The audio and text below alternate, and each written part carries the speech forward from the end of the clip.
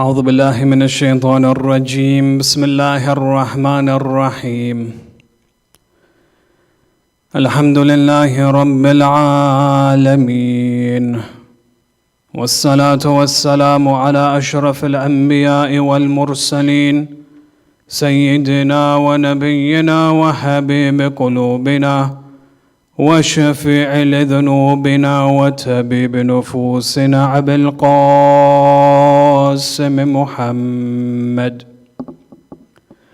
والصلاة والسلام على أهل بيته الطيبين الطاهرين المعصومين المظلومين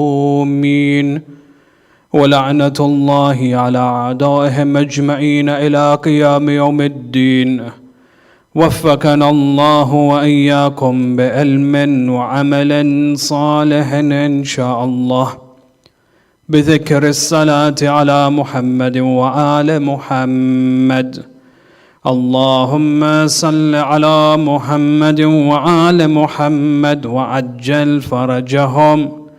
أما بعد فقد قال الله عز وجل في كتابه الكريم بسم الله الرحمن الرحيم يا يحيى خذ الكتاب بقوة وآتيناه الحكم سبيا آمنا بالله صدق الله العلي العظيم. Respected elders, brothers and sisters, Assalamu alaikum wa rahmatullahi wa barakatuh.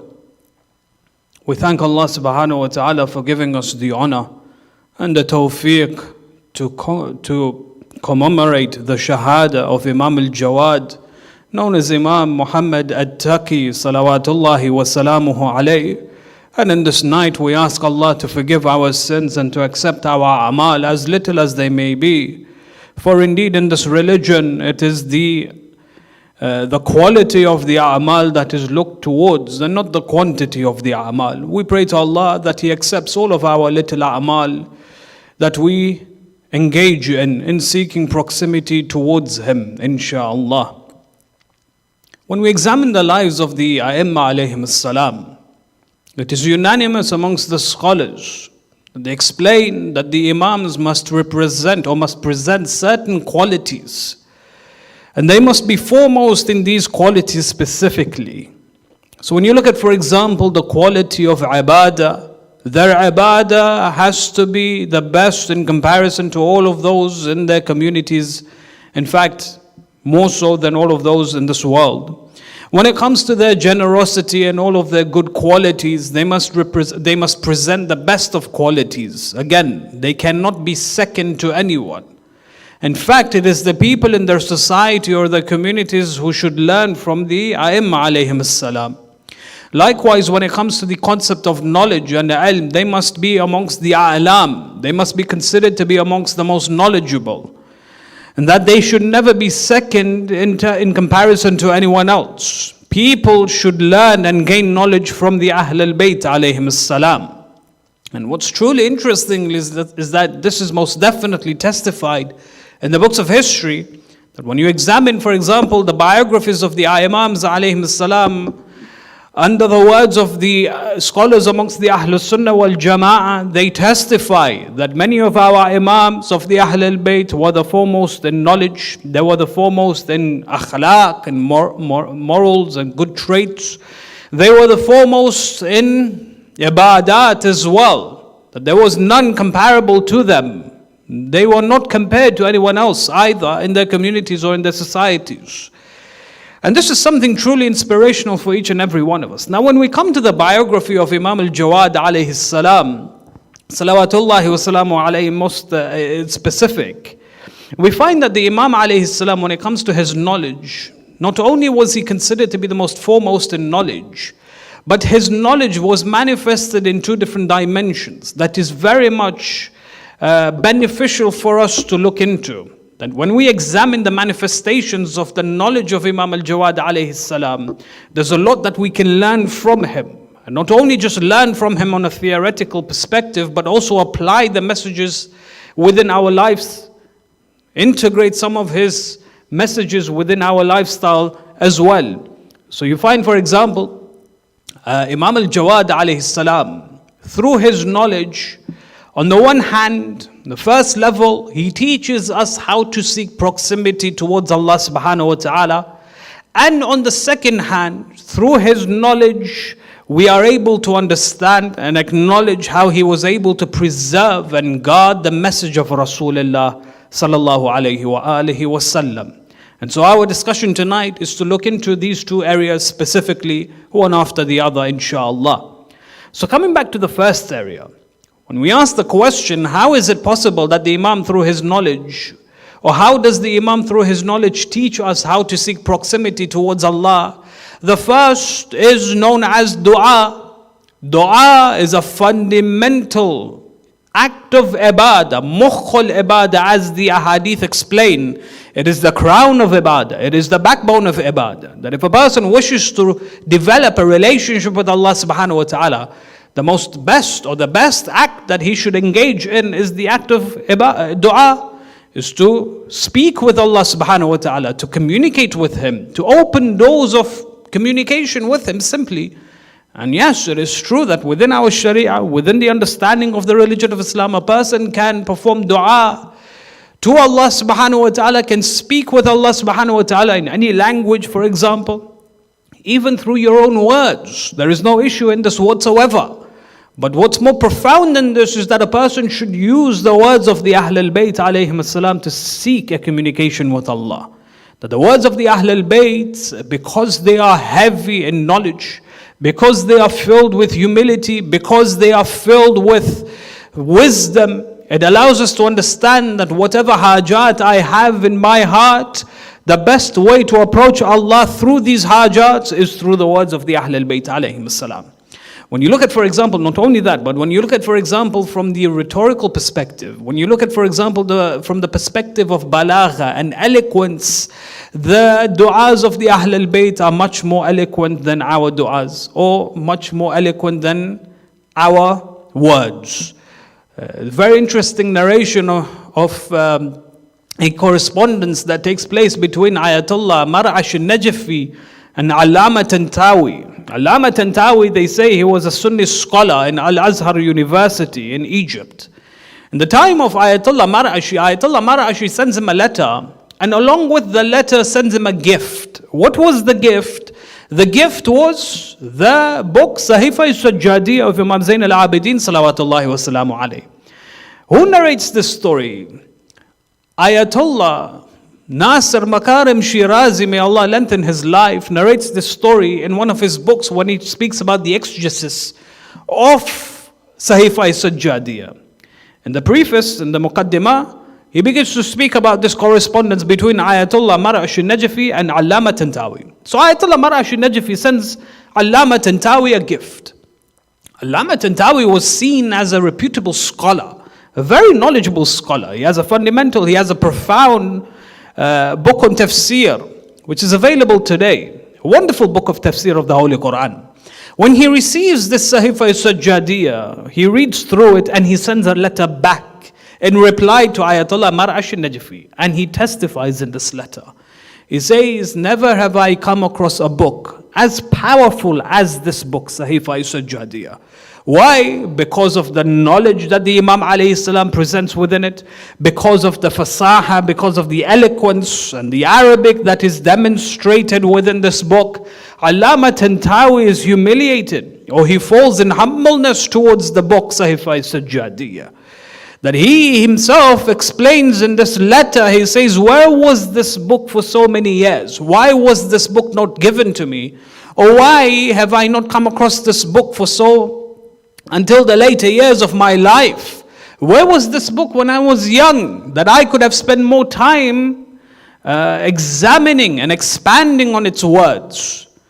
So he was so much in regret having to come across Sahifa al-Sajjadiyya towards the end years of his life. And then of course he asks a question to Ayatollah Mar'ash al-Najfi, has any of your scholars expounded on the words of Imam Sajjad alayhi salam?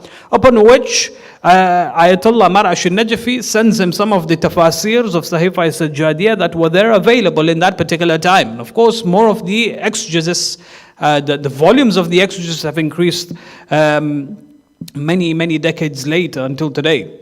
So you find that when you examine the du'as of the Ahl al-Bayt alayhim as-salam, there's so much that we can learn from it, through its knowledge, through its words, through its philosophies, and from all the different dimensions that are there locked within the words of the Ahl al-Bayt alayhim as-salam. When you look at Imam al-Jawad alayhi salam, he has a handful of du'as which are fundamental for us to read through. If Allah gives us that tawfiq, inshaAllah. You find, for example, Imam al-Jawad alayhi salam has a dua when it comes to istikhara, that when it comes to certain decision makings, when it comes to making certain life-changing decisions in our lives, we should not make these decisions except through the help of Allah subhanahu wa ta'ala. Many a times we are faced with two options. Should I go ahead or should I look for something else? Should I do it or should I not do it? Many a times we are in the state of hayran, we are in the state of confusion whether we should go ahead with that particular action. It is best for a person to leave the decision in the hands of Allah. Ya Allah, help me make a decision. Whatever decision that I make it befitting for me. In this dua, Imam al-Jawad alayhi salam, istikhara, his method of istikhara, he says, Ya Allah, I seek the best from you. That if there is good in it, let me receive that goodness. If there is evil in it, repel that evil from me. And it's a beautiful dua in which he asks khair from Allah subhanahu wa ta'ala. There's another dua, for example, when it comes to seeking sustenance and rizq. We all wish to increase our rizq. One of the best ways of doing so is through the words of Imam al-Jawad alayhi salam. And rizq is not just limited to the financial aspects and dimensions. Rizq can manifest itself in good akhlaq. Rizq can manifest itself in, for example, itmi'nan, when a person has security and serenity in his heart. Rizq can manifest itself through offsprings, through our children, for example. And then he has du'as, for example, when he speaks about having or begging Allah to accept his hajats. And some of his du'as, for example, when it comes to seeking the pleasure for going for Hajj. Many of us, unfortunately, in this day and age, we look for excuses to deter from going to Hajj. The A'imma alayhim as-salam used to beg Allah, give us the chance to go for Hajj. And of course, in this year, unfortunately, Hajj and the gates of Hajj have been closed. But inshallah, next year, we wish to see these gates reopen. Not only that, you find there is du'as where he seeks tawbah.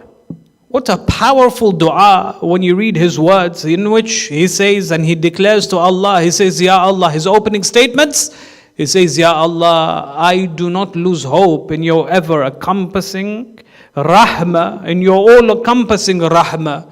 Through your rahmat al-wasi'ah, I beg forgiveness from you, because I realize the sins that I commit, the sins that have overburdened my shoulders, the sins that have made my back heavy. Ya Allah, the effects of these sins, they linger in my life. It is through your power that you are able to erase these effects from my life. He begs to Allah, he says, Ya Allah, because I have violated your divine law, you have every right to punish me. For I have acted sinfully. The way the law punishes its civilians, the way the law, for example, punishes its people when the people break the law. He says, Ya Allah, you have every right to punish me for breaking your law. But Ya Allah, I know that your rahmah is over-encompassing. So through your rahmah, forgive my sins. And then further on, he goes on to explain. He says, Ya Allah, I know, because of the sins that I have committed, you have every right to ignore my words. You have every right to leave me hanging and not listen to my words and not listen to my cries. But Ya Allah, I know through your rahmah you will listen to me and you will forgive my sins.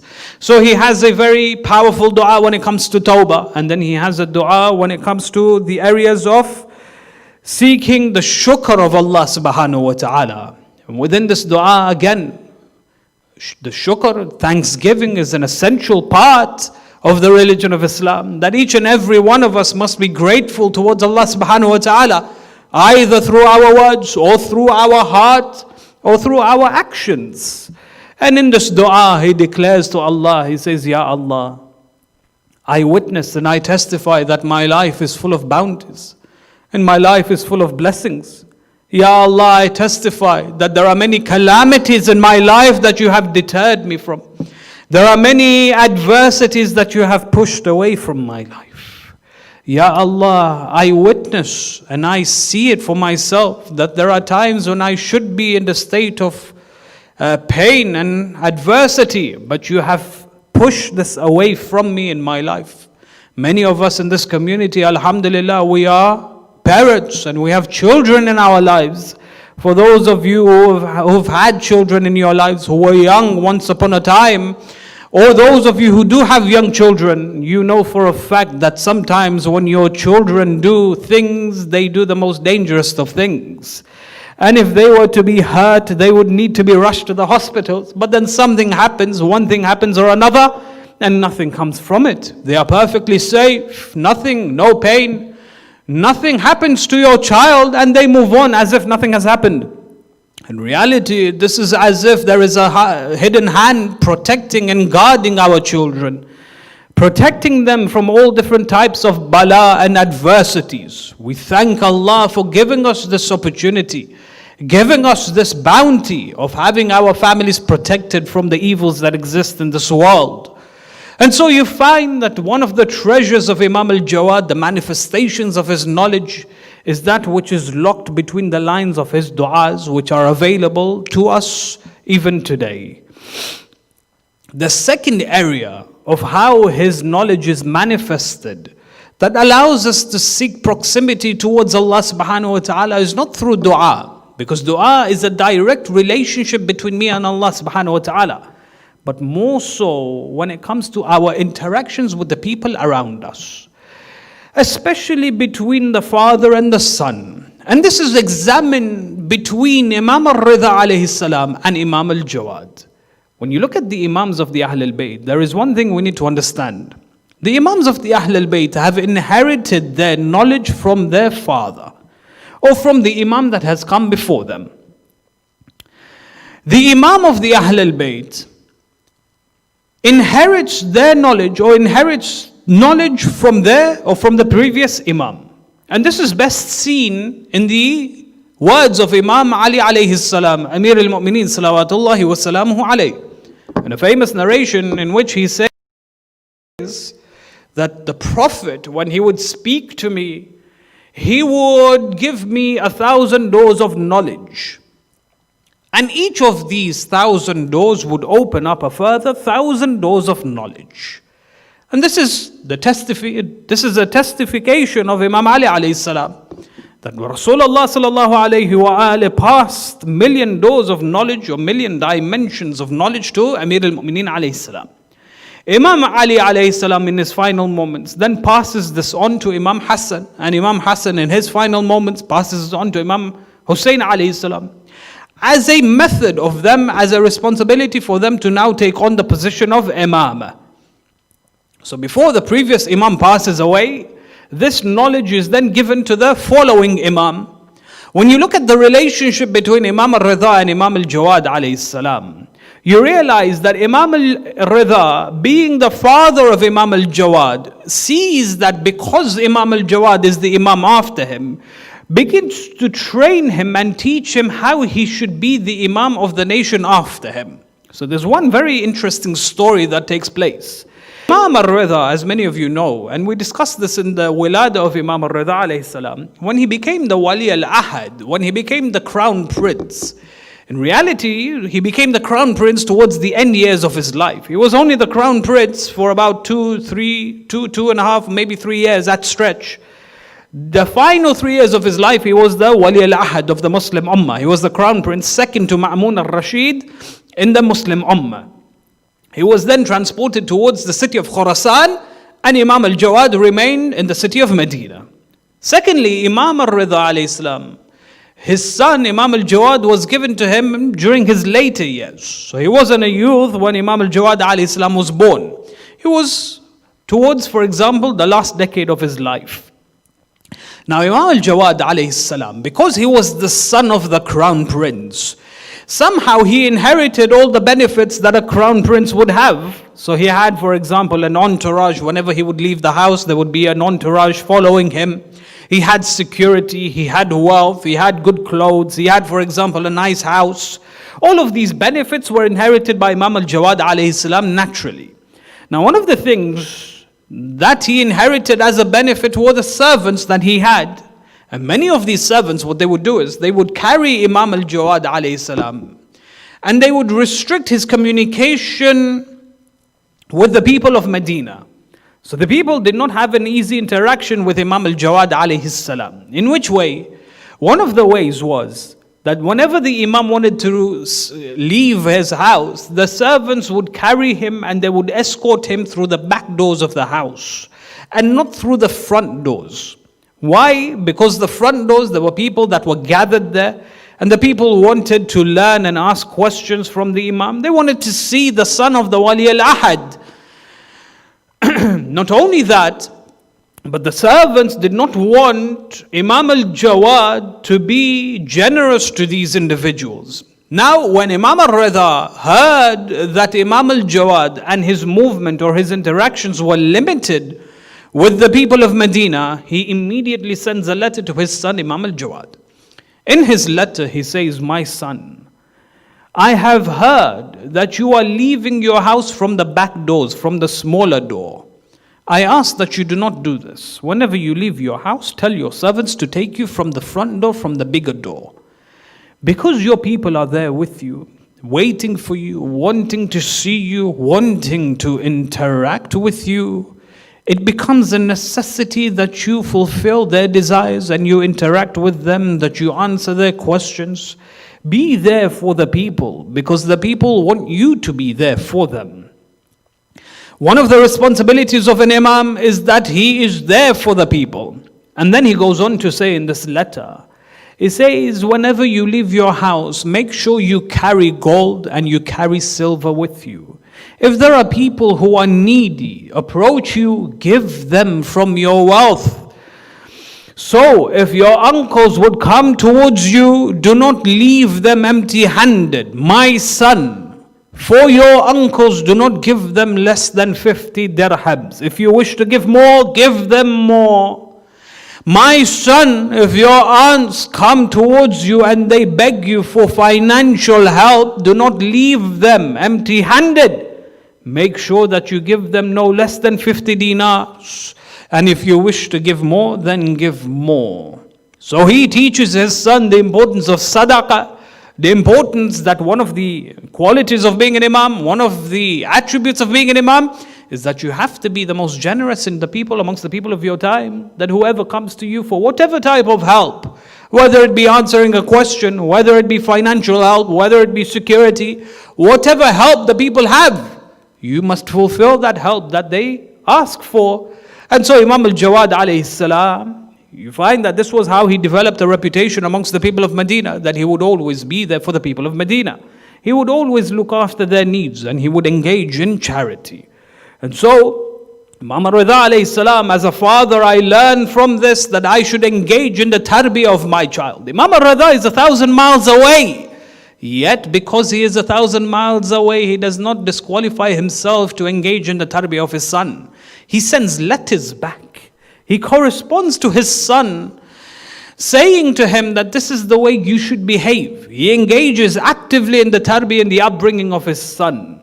So I, as a father, learn from Imam al-Rida that I need to be active in the life of my son, that I need to be very much knowing or aware of what's happening in the life of my son and my daughter.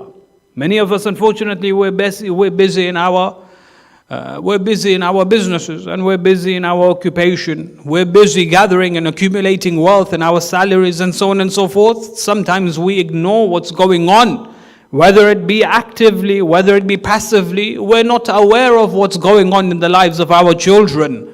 We need to make time to be there for our children, to engage in their upbringing, more so than now, more now than ever, especially in this day and age. You find that Imam al-Rida, as a father, I learned this from him, that I need to be active in the life of my child. As a child, I need to learn from Imam al-Jawad that there is a lot to learn from my father. My father is a person of experience. He has more knowledge than I do. He has more wisdom than I do. There is always something for me to learn from my father or my mother, my parents, and that I need to be able to learn from them. And I need to be able to, for example, approach them whenever things go bad in my life. As a father, I learned from Imam al-Rida alayhi salam how to be approachable to my son and my daughter. That whenever something goes wrong in their lives, we are the ones who they approach first and foremost. That they don't approach anyone and anyone in the community. They approach me as their parent. So this is what I learned from the lives of Imam al-Rida alayhi salam and Imam al-Jawad. The stronger the relationship there is between the father and the son, between the parents and the children, the greater and the stronger the communication that you will have with Allah subhanahu wa ta'ala. Look at the Holy Quran. The Quran focuses on the fundamentals of having a good relationship, especially towards one parent, especially towards the children. Throughout the Holy Quran, Allah advises many a times how I should show respect to my parents and how parents should show respect to their children as well. Now let's come to the second area of our discussion. You find that Imam al-Rida alayhi salam, when he passes away, Imam al-Jawad from a very young age becomes the new Imam of the Ummah. Now when he becomes the Imam of the Ummah, a lot of people were now in the state of confusion. They were in the state of ambiguity and hayaran. Why? Because Imam al-Jawad was young. He was about 7 or 8 years of age. Some reports say 14. He was young, not even baligh at that time. Whereas all of the Imams that had come before, they became Imams when they were mature, when they were men, old men. But Imam al-Jawad alayhi salam, because of his youthful age, many of them questioned the state of his Imam. So they say after the passing of Imam al-Rida alayhi salatu wassalam, many of the companions were in the state of grief because they did not know and identify the Imam of their time. So what they did was they moved towards the city of Medina. When they moved to the city of Medina, they went towards the house of Imam Sadiq alayhi salam. And when they entered the house, who was there sitting on the pulpit? A man by the name of Abdullah, the son of Imam Musa ibn Jaffer alayhi salatu wassalam. Abdullah, the son of Imam al-Qadhim alayhi salam, the brother of Imam al-Rida alayhi salam, sat on the pulpit, on the member, and he said to the people, I am the new Imam. He presented himself as the new Imam. Whatever question that you have, ask and I will answer you. So one person in the crowd asked a question. He said, I have a question. He said, if a husband says to his wife, I am divorcing you as many times as there are numbers of stars in the skies, what is the hukum of this? Upon which Abdullah answers, he says that, well, if this person divorces his wife more than 3 times, then she becomes haram on him forever. And there's no going back from this. And then they say, some of the companions, when they heard this, they were in the state of grief. Said, why? He said, because this is different to the answer of Imam al-Rida alayhi salam. Then another man stood up and he said, I have a question for you. Abdullah said, ask, what's your question? He said, what happens if a man behaves very illfully? A man who acts in a very strange way with an animal, what's the ruling behind this? Like a man has his way with an animal, what's the ruling behind this? Abdullah replies, he says, this man, he has committed a grave crime, his hands are to be cut off and he needs to be whipped 100 times. Again, the companions, when they heard this, they were in the state of grief. Why? Because this was different to the answer of Imam al-Rida alayhi salam. Now, as a side note, we all need to understand this. You see, the Imams of the Ahlul Bayt, they are infallible, especially when it comes to giving answers to questions. So what many of these companions used to do is, they used to sit with the A'immah alayhim salam and they used to ask questions. They used to fire questions one after another. The Imams used to answer these questions. Now these companions, what they would do is they would write these answers. Now many a times these were private gatherings. This wasn't held in public in the Masjid al-Nabi, for example. And so when the Imam passes away, they would inform their companions that whatever question you ask towards the next Imam after me, you will receive the same answers that I have given you. And so when the Imam would pass away, these companions, they would go towards the new Imam, in search for the new Imam. They would ask these same questions. If they saw that this person that they thought was the new Imam was asking or answering the same questions in the same way as the previous Imam, they would know automatically that this is the new Imam. But now when they began to ask these questions to Abdullah, they realized that Abdullah is giving different answers altogether. So they realized that this person was not the new Imam. They realized that this person was a false Imam. And so they were in the state of grief, and the reason being is because they were not able to know, they did not know the new Imam after him. So as they were leaving from the house of Imam Sadiq alayhi salam, they saw a young man in the clothes of Imam Rida alayhi salam, wearing the turban of Imam Rida alayhi salam, carrying himself the way the 8th holy Imam would carry himself. So they said to themselves, let's ask this young child the same questions, as in we have nothing to lose. So they sought an audience with this young child, with Imam al-Jawad alayhi salam. One man asked this question again. He said, what happens in the case if a man says to his wife, I am now divorcing you as many times as there are stars in the skies? Upon which the Imam replies, he says that no, if a man, for example, divorces his wife twice, then there is still time for her to come back to him. But if he divorces the third time, then obviously this will nullify the whole marriage altogether, and there is no way for her to go back to him unless she consummates another marriage, a third marriage. Meaning that if a person was to say at-talaq, or at-talaq 3 times in one sitting, this would act as one talaq. And so the Imam explained this beautifully, and they realized that this was the exact same answer as Imam Rida alayhi salam. Then the second man stood up and he said, what happens if a man has his way with an animal? What's the ruling behind this? Upon which the Imam says, yu'azzir, this man is to be punished, he is to be reprimanded. But the animal needs to be branded, and it needs to be exiled from the lands, so that people forget that this man behaved in such a way with this animal. When the Imam began to expand on these answers and he began to give knowledge, they realized that many of these answers all of these answers were in corroboration with the answers given by Imam al-Rida alayhi salatu wassalam. The ahadith goes on to say that in the succeeding days, they began to have sittings with the Imam, lengthy sittings, to the extent that at least 30,000 questions were presented to Imam al-Jawad alayhi salam. 30,000 questions. And the Imam gave answer to all of these questions. Then they realized that the Imam al-Jawad, despite the fact that he was a youth, despite the fact that he was a child, not even a youth, he was the true Imam after him. And that's why when the question is raised, how is it possible for a young child to become an Imam of the time? The ayah of the Holy Quran is very clear. Ya Yahya, khudh al-kitab bil-quwwa. Khudh al-kitab bi-quwwa. Wa ataynahu al-hukm as-sabiyya. And we gave him knowledge, we gave him spiritual authority when he was a sabi. Referring to whom? Referring to Yahya alayhi salam. If Yahya was made an authority amongst his people, a spiritual authority amongst his people when he was in the state of sabi, a child, then why is that impossible when it comes to Imam al-Jawad alayhi salam? Imam al-Jawad, many of the scholars, when they would examine the biographies of the A'immah alayhim salam, they would testify.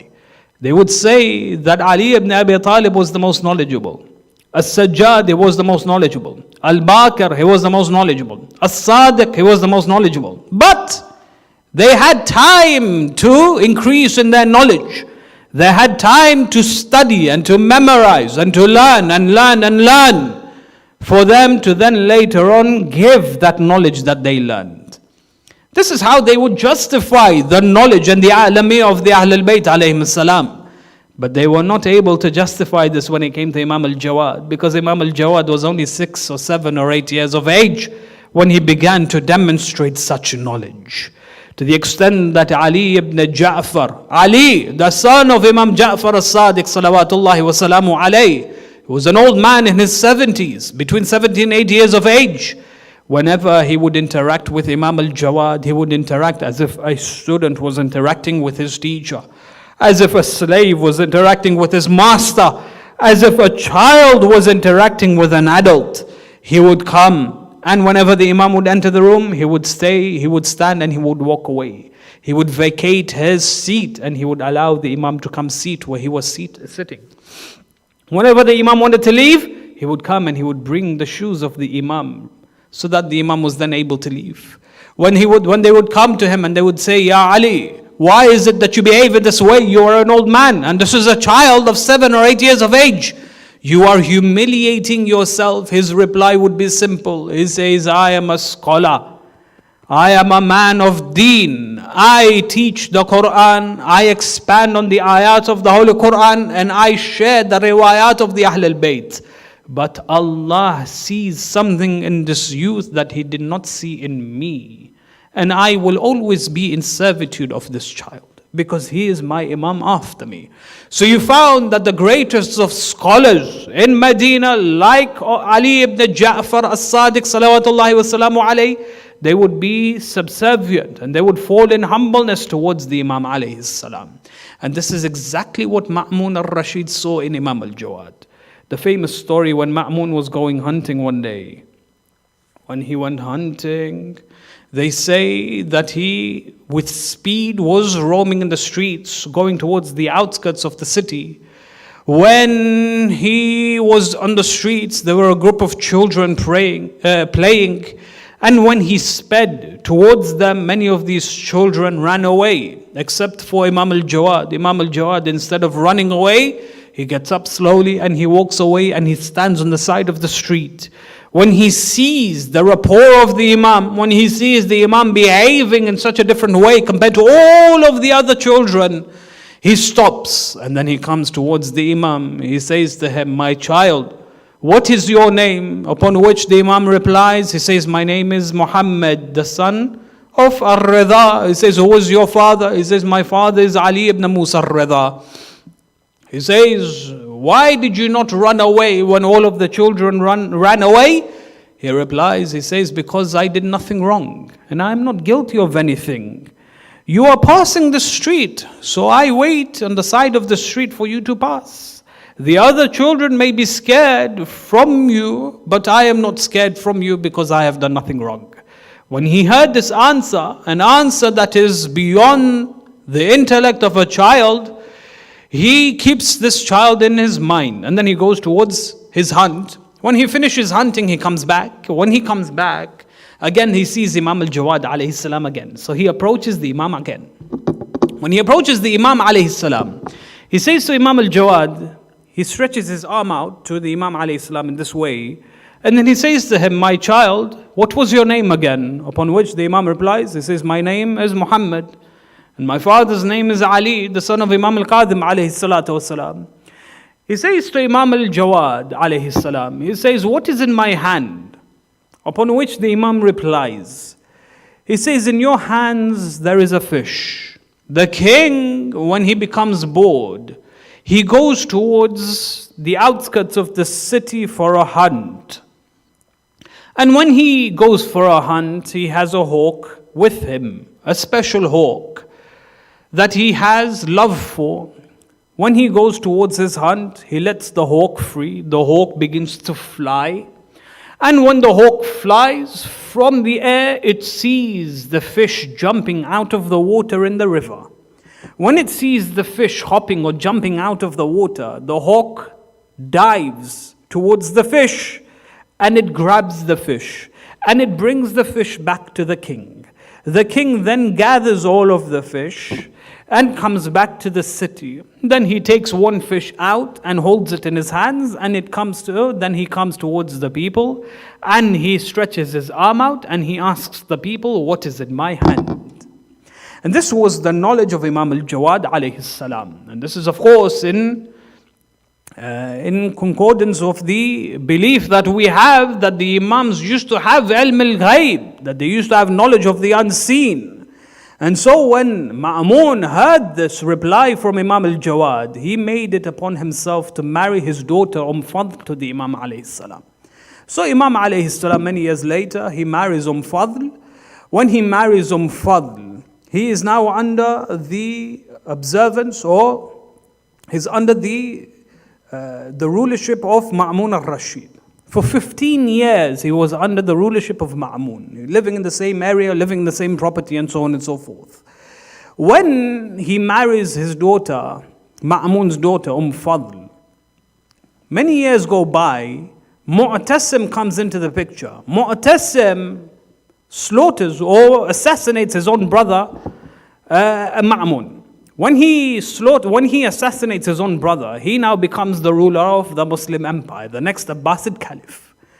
Ma'mun, when he was the ruler, what he would do is he would gather public debates, and he would often engage Imam al-Jawad alayhi salam forcefully into these debates. And the Imam would show his knowledge and his talent in many of these debates. Mu'tasim, after Ma'mun carried on the same sunnah, that he would hold public debates. In one of these debates, he was embarrassed by Imam al-Jawad. How so? Let me explain. Mu'tasim invited many of the scholars, and there was a case in the courts. What happened was a thief had been caught. The thief had been brought to the courthouse. And so they were discussing what is the punishment of this thief. One scholar came forward and said that his hands need to be cut off. So they said, okay, what do you interpret by the word hand or yad? Quranically, yad can either mean the fingers, the wrist, or from the elbows. So what is the meaning of yad? So one scholar said yad means from the wrist, that his hand should be cut off from the wrist. What's your evidence from this? He said from the eye of tayammum.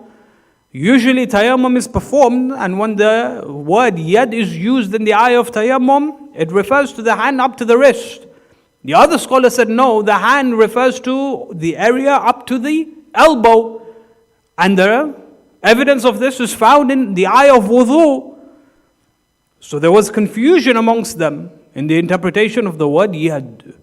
When they finished discussing and debating amongst themselves, Mu'tasim then turns to Imam al-Jawad and he says to Imam al-Jawad, what's your input into this? What do you have to say about this? Upon which Imam al-Jawad replies, he says, both of them are wrong. He says, how so? He says, the word yad that is mentioned in the Quran as a capital punishment for the thief, is that his fingers are to be cut off. And the fingers are in reference to yad. He said, why is that? He said, because of the ayah of the Quran that the masajid belong to Allah subhanahu wa ta'ala. The masjid, the 7 parts of the body that must touch the floor in the state of sujood, all belong to Allah subhanahu wa ta'ala. And amongst them is the palm. The palm belongs to Allah. Therefore, no one has the right to cut off the palms. And so what needs to be cut off is the fingers. They say that when they heard the Imam say this, they all agreed that the Imam has knowledge like no other. Now what happened was, when this debate ended, when they saw the immaculate knowledge of the Imam alayhi salam, after the debate ended, one of the scholars, they came towards Mu'tasim. And they said to him, look, there's an issue. You have just embarrassed yourself. And not only that, in the process you have embarrassed all of us. He says, how so? He said, we are your closest scholars. When you get a child like this, a 20-year-old child like this, to come and make fun of us and our knowledge, then in reality what you're doing is you're belittling yourself. You are insulting yourself. So the Imam alayhi salam has, in one way or another, insulted the Caliph. So Mu'tasim, when he realizes this, he says one of the ways, or one way of handling this, is that we need to take care of Imam al-Jawad alayhi salam. We need to get rid of him. So he has a word with Fadl, and he encourages Fadl. And he says to his niece, Fadl, the wife of the Imam, that you should go ahead and poison the Imam alayhi salam. You need to get rid of the Imam. Fadl agrees. She's promised the world in return, and she slips poison towards the Imam alayhi salam. When the Imam consumes the poison, the Imam then begins to feel the pain of that poison running through his body. When she feeds him the poison, she is now in the state of regret and in the state of remorse. And she begins to cry. Upon which the Imam says to her, he says, why do you cry after assassinating me and feeding me the poison that will kill me? He says to her, Wallah, from this day onwards, you will never see peace in your life ever again. And how true were his words. She was inflicted with a disease, with a sickness, and no wealth in the world was able to relieve her from that illness. They say that in his final moments, Imam al-Jawad is accompanied by his son, Imam al-Hadi alayhi salam. Imam al-Hadi is there alongside him. When Imam al-Jawad alayhi salam then leaves his world, Imam al-Hadi, he narrates, he says, the final moments of my father was the hardest moments in my life. But when Imam al-Jawad leaves this world, Imam al-Hadi alayhi salam prepares his ghusl and prepares his kafan and prepares his dafn. The Imam then takes the body of his father and goes towards the city of Baghdad.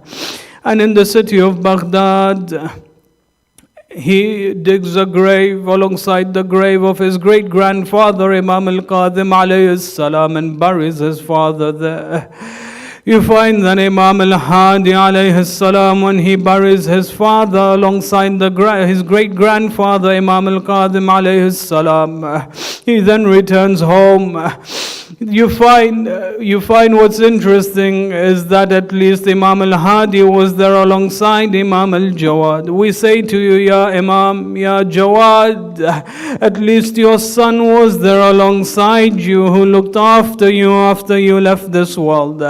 He looked after your ghusl, and he looked after your kafan, and he looked after your dafn.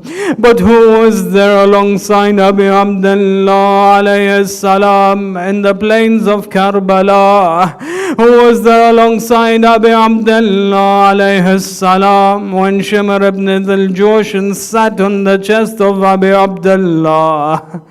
Ya Aba Abdullah alayka minna salam. At least we say, Ya Jawad, Ya Imam al-Jawad alayka minna salam. At least your women were safe when you left this world. At least your women and your children were not shackled in chains, dragged from one city to another. Look at the wives, look at the sons, and look at the daughters and the women of Abi Abdullah. They say that when the battle of Karbala had finished, Zainab al-Kubra gathered all the women and all the children, and she began counting each and every one of them to make sure that they were all there. But there was one child that was missing, and that was Sukaina. The lady Zainab al-Kubra, she began frantically looking for Sukaina. She would move from one place, go from one place to another, looking for this child. Oh Sukaina, where are you? Then she proceeds towards the body of Abi Abdullah alayhi salam.